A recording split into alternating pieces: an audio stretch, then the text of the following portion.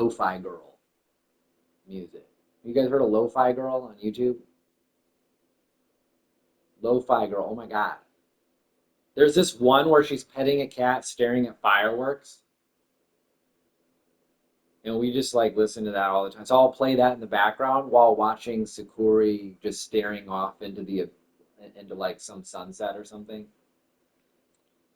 I can send you guys that channel. There's nothing there. It's just a bunch of my characters staring at beautiful scenery in Elden Ring, basically. Um, but yeah, that's what I'm doing. I'm chilling in my man cave. Just now it's raining and there's like some fog. See, it just changes all the time, and that's so cool.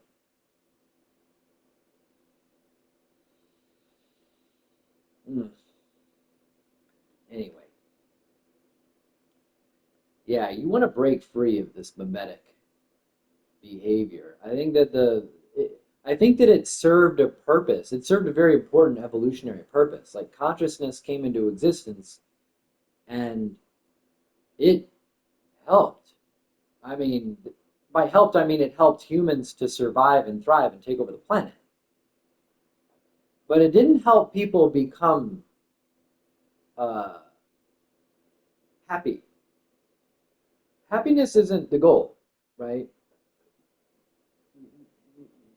Like the goal of genetics. Sorry, I don't even think it's the goal of life. I think it ends up you end up finding joy through understanding, but I think it's clarity. I think that's the goal. I want to share with you guys this. This is the book that I'm writing with my wife. We're basically taking. I know the purpose of the book now. It's not a biography. It's not the story of my family. It is going to be a short book, as short as possible, um, explaining as like a manual on how to live life. And we're going to use it as a big chunk of the prompt engineering for Master Wu for our AI. I figured that out. That's one reason why I'm singing so much. I'm in a really good mood because I figured some things out. I might even actually, as a point of making some real progress here, I might just read to you the introduction of this book so you guys get a feel because you'll love this. Okay, check this out. One day you wake up and realize something quiet but terrifying. You were born into the middle of a game you never agreed to play. The board was already set, the rules were never explained. Everyone around you seems to be moving very quickly as if they know what they are doing. Do well in school, get a job, make money, be successful, be a good child, a good citizen, a good parent, chase security, stability, love, status, freedom, whatever your culture calls winning. But if you slow down, really slow down, and ask the simplest questions, the ground starts to shake. What game am I actually playing? Who told me these were the rules? What does winning even mean? In that moment, you're not just confused, you're awake. This book begins there, at the moment of waking up, in the middle of the game.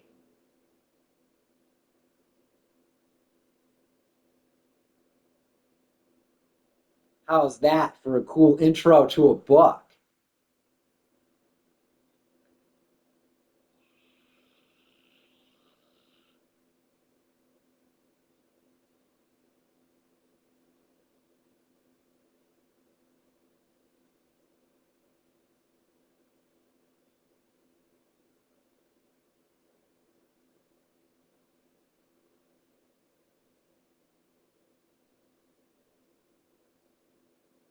Yeah, yeah, yeah. Cool. Yeah, no problem. I'll share some of this as soon as I think that probably within a week my wife will be like, yeah, we can share some of these. I can copy some stuff and pop it in there too, like the but it's you can see how some of this is basically I think it's really important for our users when they're using our agent to also know why they're using our agent, right? I was explaining some of this to Abhinav earlier, but basically the issue is that the way that large language models are designed, they're not even attempting to provide a frame. A frame is still there, but the frame is just an averaging out of the motivations and perceptions of all of the people that contributed to the training data. So there's no intentional framing.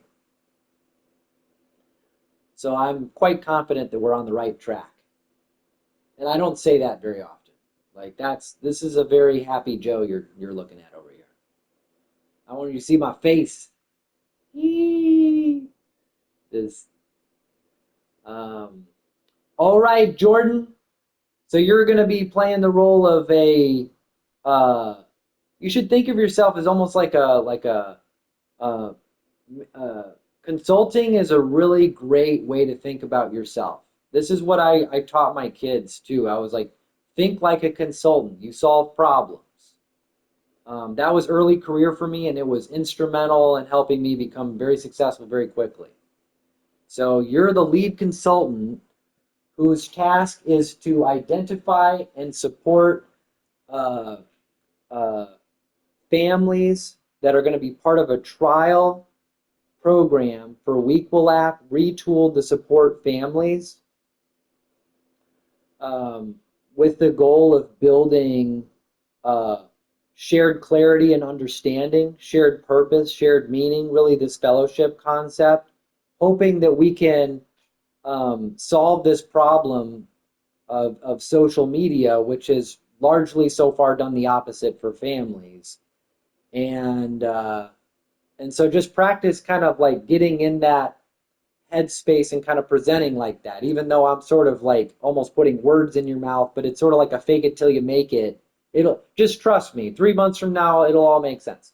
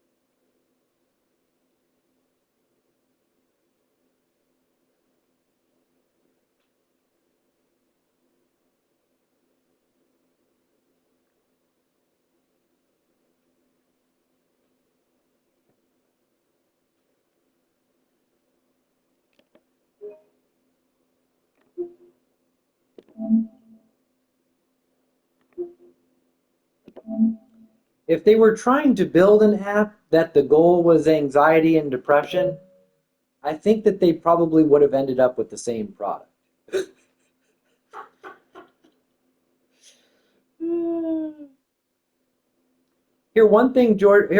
Jordan. Just to make this really practical for you, let me just help out a little bit. So we are all on the same page as a team, right?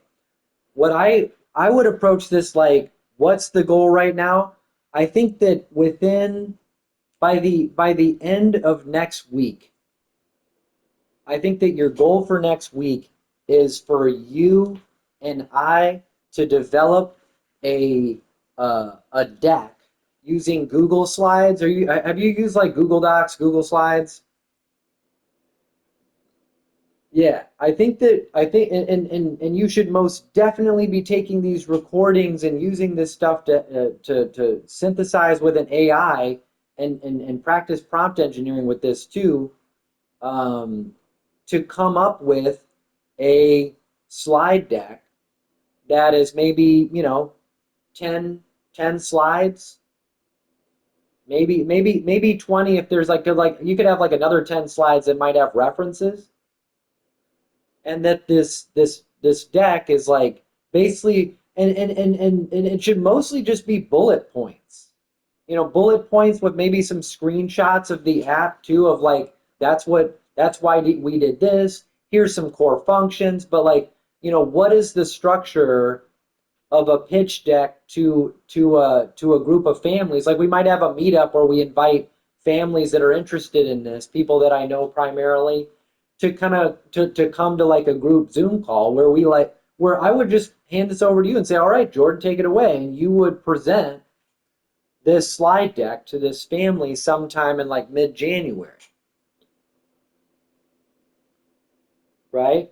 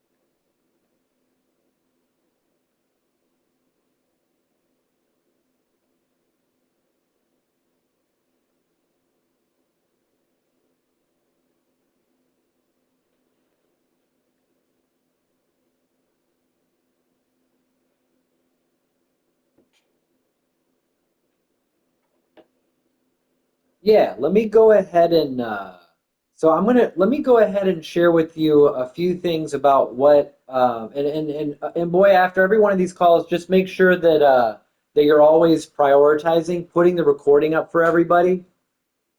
Um, so let me go ahead and just try to do some heavy lifting for you about some things that I think should be in this deck so that you can take this recording, refer back to it, and use it to help you with the first draft. Is that all right, Jordan? Yeah, yeah, yeah. Um, okay. I mean, it's going to seem like I'm a little bit hand holding here, but that's just because I put a ridiculous amount of thought into it, you know. Um, and I've also like this is like coming out of the consulting world, like giving deck presentations like this. Oh my God, like this is like live and breathe for me, you know. So I just want to help hand hold you for a little bit. It's nothing against you. You're amazing. It'll just help you learn faster. Um, okay. So some sections that you're going to want in this. One is who we are.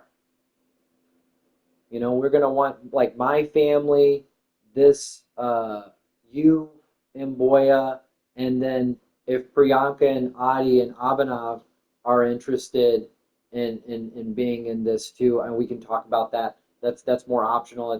I'll leave that up to them.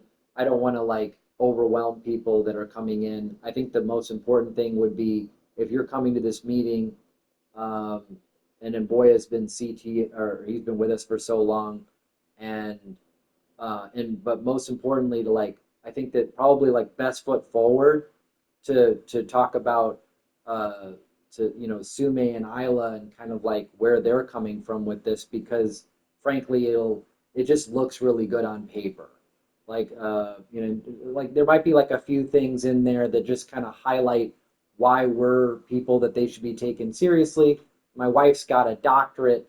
I'm a venture capitalist that's done quite well and worked at a bunch of prestigious companies. There's like some things we can throw in there into a slide deck that it's like Sume was a Bela Grant awardee, that was in national news 2 years ago. Like there's like they ran a school Like there's certain things that we could put in there that might end up being a reference in the back, but it's the kind of thing that you do if you're trying to get people to take you seriously, right? So we'll probably have some kind of a slide that's like it's part of leaving the Dagobah system. It's the thing that we never ever did before, but we should probably do that. I might even include some of the publications. Like I actually had some interviews myself. I was interviewed by this company, Go Guardian, back in 2019. You might want to look this up later using the recording to reference Jordan. It's called From Consumers to Creators. That's one. Um, how one parent is using social media differently. That interview was back in 2019. So I was in there. That was when I was first comparing cell phones to like guns in the Wild West. So my wife and I published a paper on machine learning and implications where we were warning people about deepfake technology. That SSRN paper dates back to 2018, right? So we've got a lot of prestigious fancy pants things that we can put and kind of like summarize on a slide or two, that we don't have to put that out up front because it's like bragging. I'm not a big bragger. I don't like to be like, look at me, I'm king of the rock. Um, but yeah, I'm king of the rock, you know, also, right? So it's like it's for people that are almost everybody that we talk to is still going to kind of be in that mindset. So it helps to speak to that, right? So there's going to be, so that's just like one slide. That's going to be a bunch of stuff that you're just going to have to wait on my family to get to you. You can't do that. But just like have a placeholder slide for that. That's like who we are. Um, and boy, that means get your suit out. And that's you too, Jordan. Like you're gonna want to look good during these meetings, right? Um, and so our team might be another thing that you could call that. Um, then yes, the things that you mentioned, most definitely. Our mission, save the world.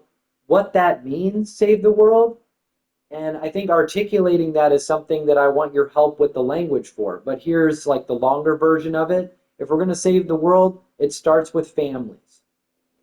We basically from a biological standpoint, from a psychological standpoint, even in terms of nation states and everything else, it really builds first from families. If you don't have strong families, you can't have strong communities. Communities are built from families, and nations are built from communities, right? And so, how do we do that? Um, well, we have to be able to communicate better. We have to understand what's important to each other. Um, and that's basically at a really high level the philosophical through line between our mission and how we're practically trying to approach this. The app is just a piece of this. So another thing that my family will need to get to you is um, is Weequal. Like, what is Weequal? Weequal is more than just this app. That's something that came out of my meeting with Sume yesterday. Is saying that the app is part of the solution, but we're also building an agent. By the time that this launches, we will have that agent built. So it's the app, it's the agent, uh, and it's also, uh, I think it's a community. And yeah, that community we're hoping can connect and collaborate better through this app. But notice how the community aspect of this has continued on even when the app was closed down. I think that it's important for us to have a community because these families, like it takes a village. That's something we can say. It takes a village could even be the title of that slide. It takes a village. Okay, well, how do we build a village when even families that are in the developing world are starting to get torn apart geographically? Like Abhinav's brother doesn't live at home anymore. Like we're getting pulled apart geographically. So if we're going to stay together as families and have the village that it takes to raise children and help each other, We need to have a digital community, and that's what we got. That's what Weequal is too. We're a digital community as well, right? So that's framing. We're introducing ourselves to these families, and we're saying we would like to invite you to trial run being part of this community. And why are we doing that? Because because we all benefit from this. That's where we can talk a little bit about like what we get out of this. We benefit from having these families being honest and open about their experiences and sharing their projects. So the concept of project, like one of the things that comes out of this is that um, families that have shared goals and do things together win together. If we work together, we win together. It's really hard to build valuable, meaningful relationships with somebody if you're not trying to achieve shared goals. That's another thing you want to mention in this is that shared goals, working together towards shared goals, is critical for building meaningful relationships. That's part of the pitch. If you look historically at how human beings have have existed together, we have never, as a species, succeeded at building meaningful relationships without having shared goals. America First is a trial run in what it's like when we try to separate um, uh, the the shared goal aspect from the relationship aspect, and what you get is shallow relationships. And these shallow relationships do not help people to understanding themselves, understanding each other, or how to navigate life in a way that's effective at all. That's a conviction view, and if there's plenty of people that disagree with that view, where for them it's enough to just drink beer and watch football together, right? And we're saying nope, we don't think that that works. You can go years thinking that you have valuable, meaningful relationships with these people because of all your shared experiences. But if you don't have shared goals, those shared experiences stop having meaning. It's like imagine us as a group right here on the phone. If all we were doing was shooting the shit and telling stories, but we weren't working towards something with a shared mission, look at how empty that feels. Just think about that for a second. Pause and seriously think about that. Think about that. If all we're doing is playing Elden Ring, if all we do, and boy, is come on here and sing songs, right? Look at that. Feel how empty that is.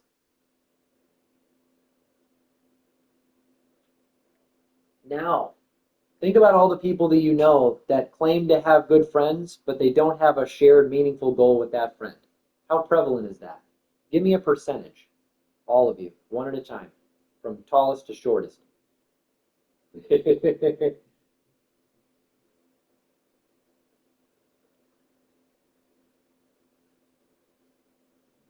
Jordan, or what? Jordan's like 7 feet tall, and we don't even know.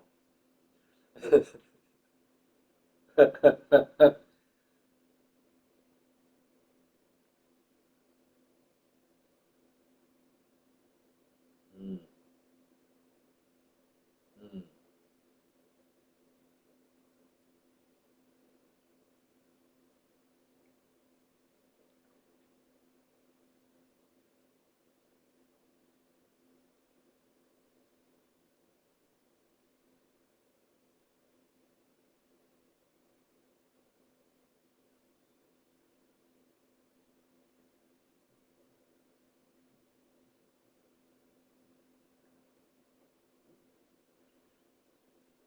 Yeah, yeah. Now go back, ask your parents when they were growing up and thinking about their parents, like your grandparents. Think about your grandparents, especially, right? The people that they called friends they worked with, especially their spouse. Their spouse was their teammate, and their siblings were right there in the thick of it, right with them.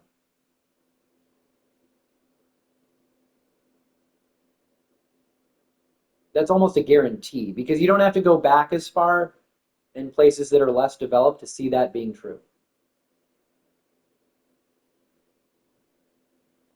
It's shocking to me too. The story I like to tell is a friend of mine named Garrett and his buddy Doug, and how they're no longer. Well, they were like considered themselves to be like best of buddies. And Boya knows the story, right? Right, Boya, you know the story. They brewed beer together. For 10 years, they brewed beer together, but they never tried to sell it or create like a brand out of it, or like, like they could have turned it into a project, right? If they were brewing beer with the goal of trying to explore creating new flavors that they could then document and share with other people, and it was like a thing. But no, they were just brewing beer so they could just drink it together without any goal of it going anywhere. And they lived nearby. And Doug moved to Tennessee 2, 3 years ago. And I made a prediction then because I tend to say things that I think, especially around people that I care about, even though it was kind of frustrating to them that I would just like come out and make this prediction. But I predicted to them in front of their faces that their relationship would slowly degrade and fall apart. Not because I'm an asshole. I was actually trying to save their relationship. I was like, I've gotten to know you guys because I got to know them during the pandemic. Um, as soon as the pandemic hit, Garrett, he's a rather outgoing guy, and immediately the next day he had some chalk out. He was out in his driveway, and he was marking 6 feet apart, uh, little spots for for people to come by. His buddy's neighborhood. He just sent a text out to the whole neighborhood. He just said, "Hey, if you want to come by, I'm brewing beer." And I got my 6 feet apart little chalked off spaces. Just come on by, and the only people that came by were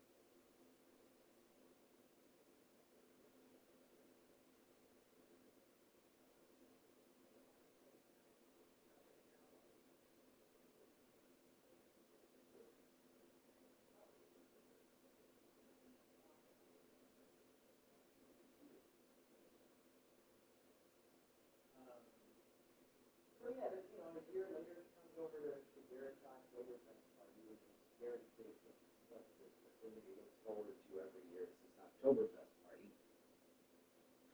And Garrett and Doug came by, and like I was so excited to see Doug because I had kept up with him. I had been calling him up and saying hi, and I asked him, I was like, well, how often do you hear from Garrett? He's like, not much.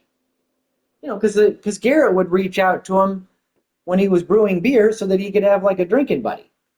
You know, that was like the basis of their relationship, basically. So with Doug gone, you know, what's the point? That was my prediction. As reluctant as they were to hear me make it, but I didn't forget that I made that prediction. I didn't bring it up. I was just happy to see Doug. Um, so I keep calling Doug, and I keep pressuring him too. After like a year of that, I kind of was like, "Come on, dude, get it shit or get off the pot, Doug." Like really, yeah. What am I going to ask you about? Which novel you're at? Oh, you're at book number 13 out of 47 now. How's it going? Like what am I going to, but he liked me calling and just talking. Like I guess I can be entertaining, right? Um, well, it's kind of a sad story. Doug was so confused. He thought that I was trying to recruit him to get him to do something. He thought that like I wanted him to join Weequal app or like help support Sume with something. Or I don't know. He was just very confused as to why I was getting frustrated with him.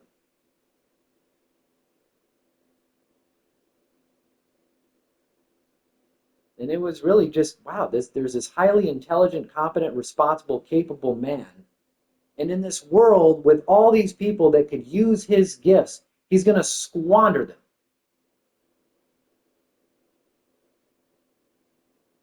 For me, it's infuriating. If I allow myself to just think about it too much, it just makes me sick. Because he'd be happier too.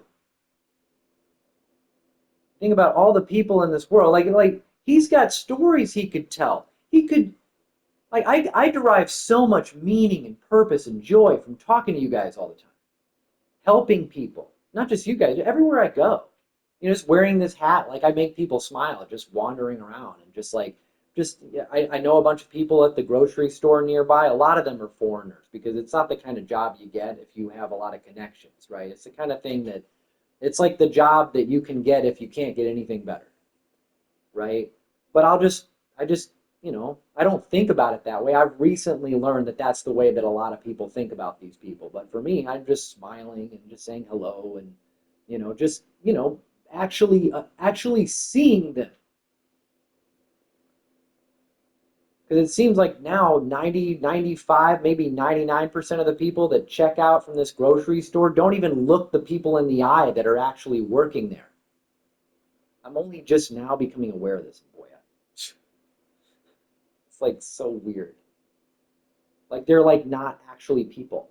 Like the people are so consumed with all the bullshit in their own head and whatever it is that they think is important, whatever rock it is they're trying to convince everybody that they're king of, that they can't see the people that are right fucking in front of them. It's infuriating if I just sit around thinking about it. So anyway, I stopped calling Doug. Although I might send him this recording just to kick him in the balls one last time as he's reading book number 35. Hello, Doug. This one's for you, Doug. It's out of love. You still got time. For now. Might send it to Garrett, too. He didn't even have his Oktoberfest party this past year. I gave him a lot of shit during his last party. That might be one reason why. Although I don't know. Maybe I shouldn't have been so hard on him. I was really hard on him. He's got one kid, Benjamin. Flutter Boy. Flutter Boy, he was one of the first students in Weequel School. Kid loved me. Every time I went over there, he would light up. Because I would see him just like I'd see these people working at the grocery store.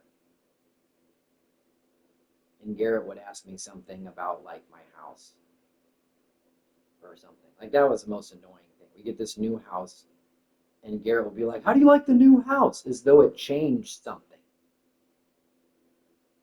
And it's like it's a house. And then I turn to his son and be like, "Dude, what's up?" To see his kid, and then he would bring up a game that he was playing, and I'd be like, "Tell me more about the game." And then Garrett would kind of roll his eyes because his kid's talking about video games. And of course, parents don't want their kids playing video games. They want their kids to, do important things that they want them to do. But, if somebody's excited about something, and he was often excited about the games that he was playing, you don't just sit around judging people. You try to figure out what excites. I would ask him, well, what is it about the game that excites him? You can have some fascinating conversations with people when you actually find out what's going on underneath. Somebody asked me like what I was doing today. I'm like, oh yeah, I was playing a video game, Elden Ring. They'll just look at me and roll their eyes. Look at this 40-year-old man.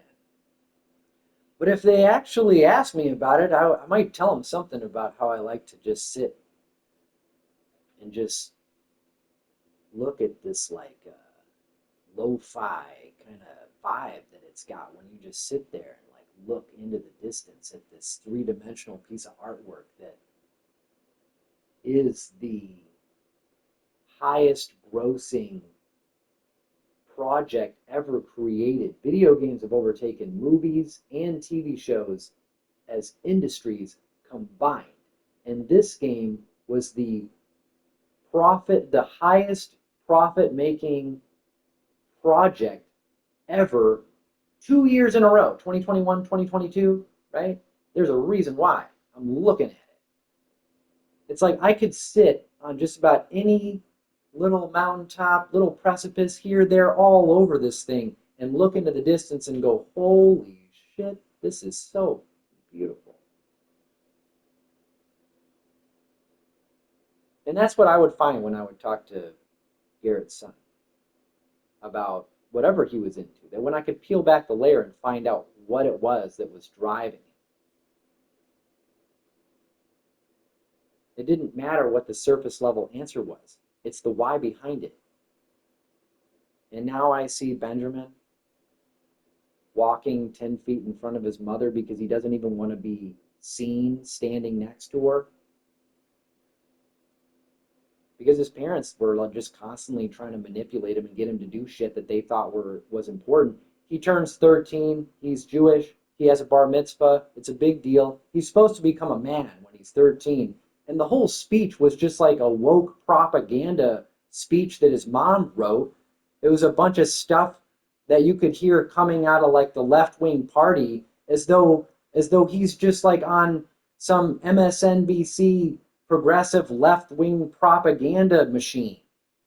And it's like he didn't write this shit. This is his mom and her political, agenda, as though her job is to try to fight Donald Trump. She's just like obsessed with politics to the point that she can't even connect with her one kid.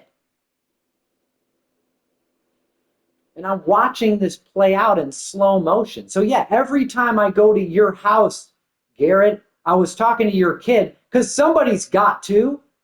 Might send this to him too. Maybe it'll help you guys reconnect. Garrett and Doug. I spent so much time with these guys during the pandemic.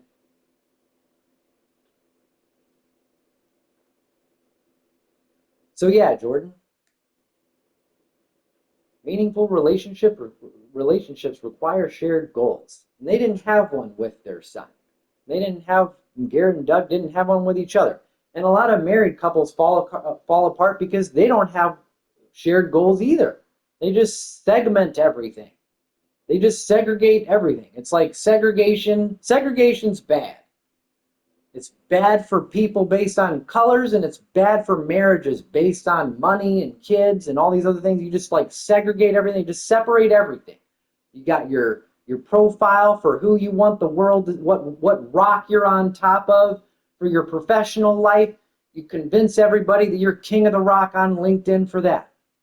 When it comes to all the, family relationship stuff. You got your Facebook and your Instagram to convince everybody that you're king of the rock for that. And you're the smartest person, and you got all the witty things, and you figured it all out. So you got your tweet thread to show people you're king of the rock on that on X.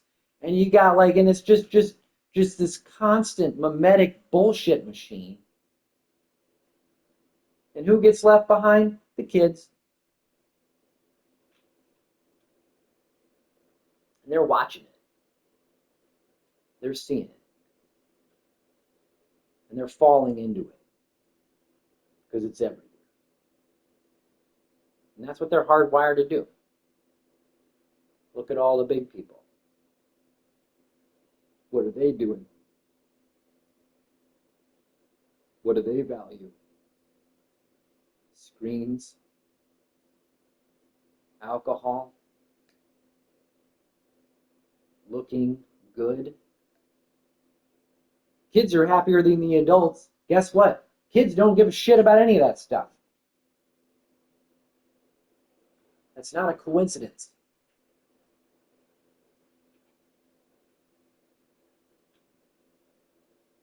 Sorry. Still got. There's a lot of kids that I got to know, and it hurts. That kid Flutterboy, Benjamin, he woke up one time at 4:30 in the morning while his family was vacationing in California, so he could learn how to build apps with Sume when she was 10. That's why we called him Flutterboy. And he was so excited to learn. He was just happy to be alive. And that last Oktoberfest that Garrett had, his son didn't even leave the basement. He was downstairs, hiding from it, desperately trying to play a game that he could understand. Minecraft. At least there, the cause-effect relationship between things actually kind of makes sense. He can see it coming. He can predict it. That's why the anxiety goes down when these kids play these games.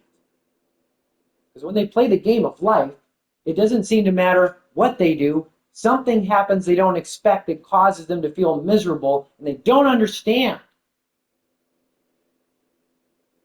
Because their parents certainly don't know how to play the fucking game. They're not happy.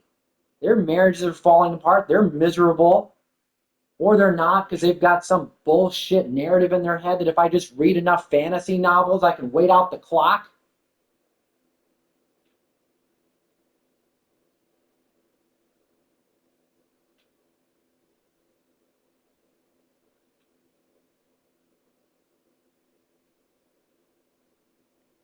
This is wisdom that's been hard fought, man.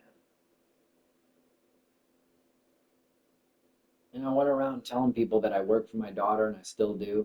And I just love that because it's like, holy shit. Oh my God. I am so. Sume just started to slowly back away from Weequal starting a year and a half ago. And I didn't really understand why fully. I think I didn't fully get it until yesterday. And every now and then I'd be worried. I'd be like, how much does she care about this? Because she's not as engaged. And she's like, Dad, that's not it. Don't worry about it. That's not it. And yesterday we came together, and it was like, Dad, and this is the summary. This isn't what she said, but this is in summary, as best as I can understand it. Because again, it's just tough. She just is at a different level than me. She's at a higher level, her understanding of this. I definitely recommend watching that Dan Coe YouTube video that I shared. But basically, she realized a year and a half ago that whatever solution we come up with to save the world, it's got to be more than the app. The app isn't going to be enough, and she knew that well enough to know that she just went to solving that problem, knowing that I was going to keep leading the charge on solving this one, because it didn't really. Just like this conversation, 90% of the time we're not talking about the app, right? It's just not that complicated. like debugging this thing, like it's not, that's not the problem, you know? Like if an alien were to come down to planet Earth and look at all these different social accounts and look at the way that people that humans talk about them, the aliens would be utterly confused because 90% of what's in these apps is identical. They all allow you to direct message. They all have some profile picture, a bio, a banner. Like they're like basically the fucking same thing with just like little tweaks. With this is the way the aliens would look at this and they'd be like, these humans are very strange. They're like, like we're talking about it like one rock is so different than another rock because it's shaped slightly differently, right? They all store content. They all have home screens that you scroll that are designed to give you what you want to see, right? It's like all these large language models, the same thing. They all basically scrape the same shit. Library of Congress, like, and they're like, oh no, Grok is so much better than this. Like, really?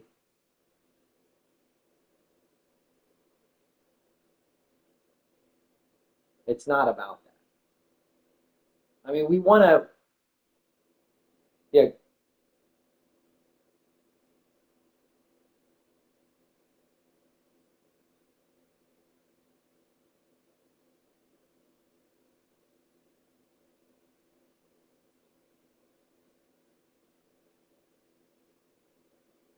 Oh yeah, yeah. No, yeah. Thank you for bringing. Yeah, I can go on forever. I appreciate that. Let me go ahead and try to get more focus on it. So basically, well, part of it is uncovering. Well, the one body problem is really really important.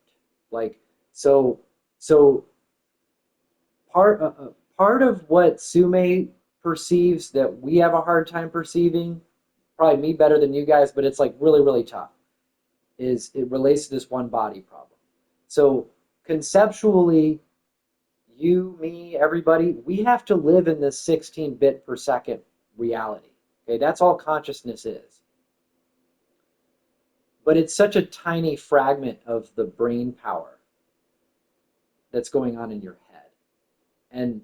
And she just has a much deeper uh, alignment with her subconscious. And so the kinds of things that her subconscious is fostering into her perception is just dramatically more useful and related to uh, much more clearly defined goals that are more fundamental and true as opposed to being like the rocks of the mimetic game. I have a hard time articulating it myself because I'm not Sume and I'm not up there, right? That's part of that flow pyramid. You can't look up, you can only look down. That's why Sume could look at me and my wife like running into a wall over and over again and just patiently try to walk, like talk us through being able to navigate how to walk around the wall. We looked like we were retards to Sume because she can look down and see us running into this wall. See? It's meant to be belittling to me. Yeah, yeah. That's like me talking about Garrett and Doug running into this wall. Be like, yeah, so you're in. So the vast majority of your relationship has consisted of brewing beer together with, nothing else behind it, and you guys think that this relationship is going to continue after Doug moves. To me, that's like running into a wall like this. I'm gonna watch this train wreck coming in slow motion. Same thing with like Flutter Boy, right? It's like this wasn't hard for me to forecast, right? That's like Sume looking at me and my wife with a marital struggle, right? She has very profound clarity. And so one should expect that as one has more clarity, that the things that are really important to people that are lower on that slow hierarchy are less and less important the higher you go in that hierarchy. that kind of makes sense, right? If we were to conceptualize the omnifinity of like God, like how important is this app in the from the perception of God? Obviously, we can't perceive that. But what we could try to we would guess that whatever we think is important, like look at a child. Like you take away a lollipop from a 5-year-old, they're like, Wah! Like yeah, that lollipop's really important, right? So the same kind of thing you can extrapolate from that and just recognize that I was seeing how important this app was, and she was like, "It is important, Dad, but it's important as a piece in the puzzle. It's solving important things like we inevitably are going to need a communication tool for a digital community where we actually own the data. Same as we're going to need an agent, we're going to need an AI tool that actually understands our paradigm and how we're framing life instead of whatever random shit is in people's heads because mimetic behavior is so prevalent. It's like, Labubu's were really important to like millions of people as of a month ago, and nobody even knew what a fucking Labubu was 2 years ago. Like it's just like that. Like if you want to see mimetic theory at its finest, Labubu's, you know, right? So we're gonna need these things, but they're pieces in the puzzle. It's not the end all be all.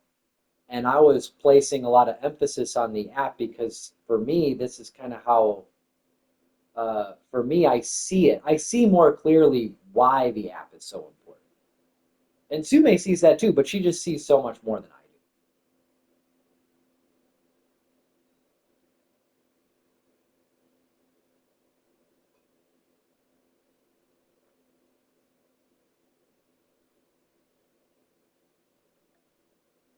do. Mm. Well, so like some of the things that are in this for and weak I think it helps if I can define weak uh, hopefully like a little bit more clearly.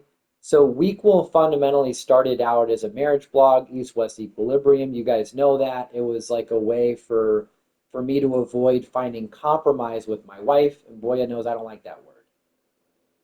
Compromise means you didn't sit down and listen to each other enough to actually get the data to see the third way. It isn't my way or your way, there's a better way. It's not you're right or I'm right. It's that you're both right. It's like Sume saying, "Dad, you're not wrong about the app. It's just that that's not everything. There's more." It's like that. See? See how it's still related?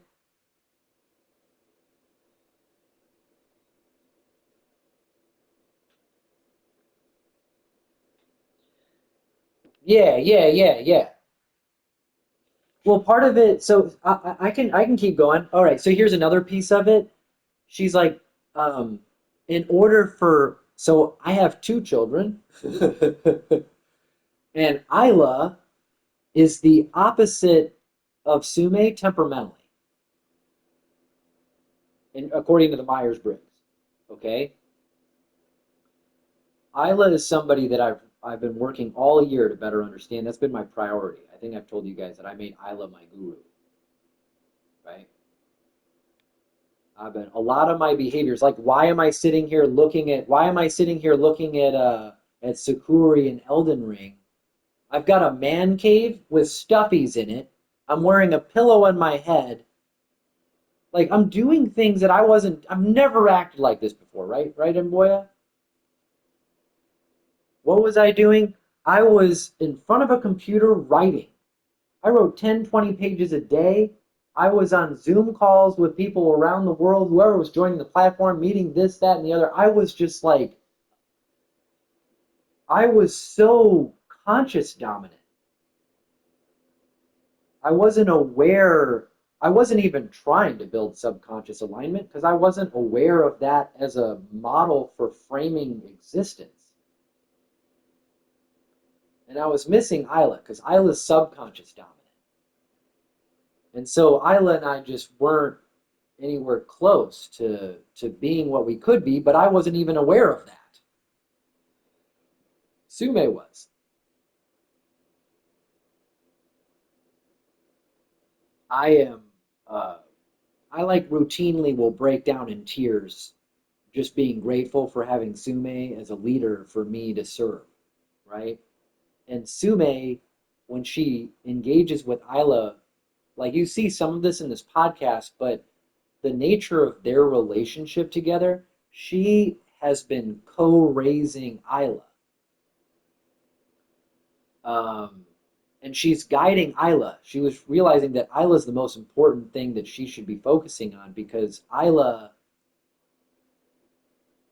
whatever Sume is, Isla is something that's different and it's not better or worse. It's not along a dimension like that. It's more like that they form like an equilibrium, kind of like my wife and I do. So my wife is like the opposite of me temperamentally, and I'm just 10 times the person when I'm working with and collaborating with and trying to align my life in service with my wife. Okay. Sume has that with Isla. And it's really beautiful. And like to give you an example of this, the hat would be like one example. But the hat took nothing. Okay. Like we're selling hats. These are $100 products, and we're selling them like hotcakes. I don't know how many sales we have, but again, I'm not really involved other than being the male model. Okay, that's my job. Okay, but this is something that they put together, like breathing for fun, that took no effort. Okay, and yet this one project to other people when they see it, they think that this is like the main thing. They just assume that mom and I are doing. But really, Sume and Isla piece this together as like an afterthought in terms of effort and motivation, right? That's how hard it was for them to start selling $100 products and putting together a website and everything. That's like it just brings people joy everywhere we go, right? Without trying, Jordan. Right? That's kind of like, and that's Isla at 13. I think at one point I told Jordan that that Neo might be Isla. And I think that that's the wrong way of thinking about it because it's not so that's what I mean. It's like I was focused on the app, but Sume a year and a half ago she starts pulling back and she's like seeing Neo. It's like whatever challenge we're gonna face in terms of how we try to connect, collaborate, and create the solution to the mission of saving the world, Isla is going to be a huge part in being able to step in and for reasons and in ways that I can't explain in words, the tools of the conscious mind, she's going to be able to help us do it.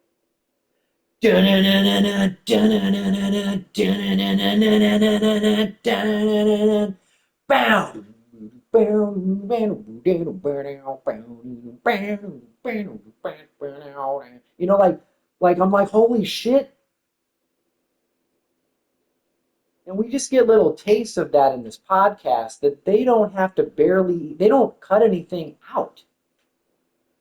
They sit down and start talking, and then my wife and I watch this and our jaws drop, and then my wife starts plugging this stuff into an AI agent. Because relative to she and I, our kids are just running circles around us.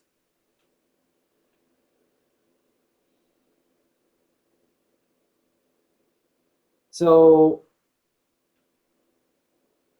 yeah, you and me both, man. I think us dudes, also like women have this corpus callosum that connects the two halves of their brain, and it's like 5 times thicker than men. You know, like I've been learning a lot about like Sume's been helping me understand the male brain. Okay, that's where we're at here in terms of Sume versus me in terms of clarity. All right, she's helping me